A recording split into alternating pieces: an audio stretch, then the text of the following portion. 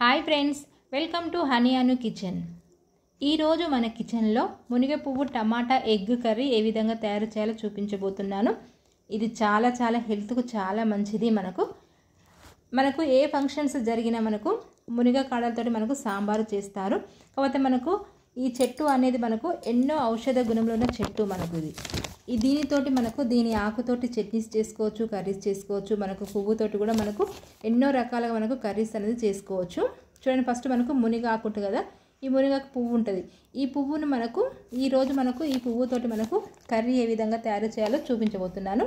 First ఈ విధంగా మనకు పువ్వునంతా మనం తీసుకొని శుభ్రంగా కడిగి పెట్టేసుకోవాలి. శుభ్రంగా కడిగి పెట్టేసుకున్న తర్వాత మనకు గ్యాస్ ఆన్ చేసేసుకొని ఒక ప్యాన్ పెట్టేసుకొని అందులో కొద్దిగా ఆయిల్ పోసుకోండి. ఆయిల్ పోసుకున్న తర్వాత ఆయిల్ హీట్ అయిన తర్వాత అందులో పోపు దినుసులు వేసుకోండి. మనకు పచ్చిమిర్చి, అదేవిధంగా మనకు ఉల్లికాడలు కూడా వేసుకోండి. టమాటాలు వేసుకోండి. కరివేపాకు,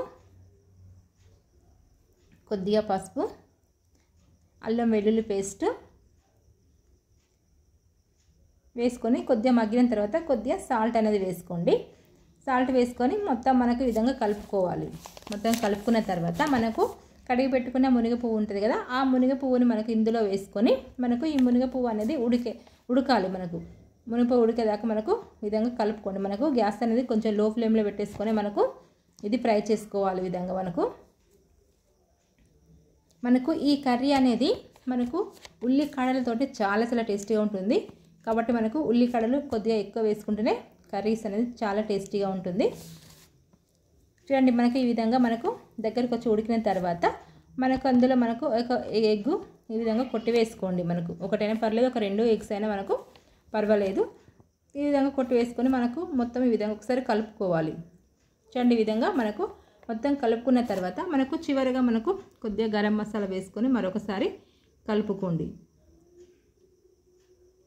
ఈ విధంగా కలుపుకున్న తర్వాత చివరిగా మనకు కొత్తిమీర వేసుకొని గార్నిష్ చేసుకొని మనకు స్టవ్ ఆఫ్ చేసేసుకోవాలి. అంతే. చూడండి ఎంత సింపుల్గా మనకు మునిగ పువ్వు టమాటా ఎగ్ కర్రీ రెడీ అయిందో. ఇది మనకు హెల్త్కు చాలా చాలా మంచిది. అప్పుడప్పుడు మనకు ఈ విధంగా మనకు కర్రీస్ చేసుకొని తింటే మనకు హెల్త్కు చాలా చాలా మంచిది.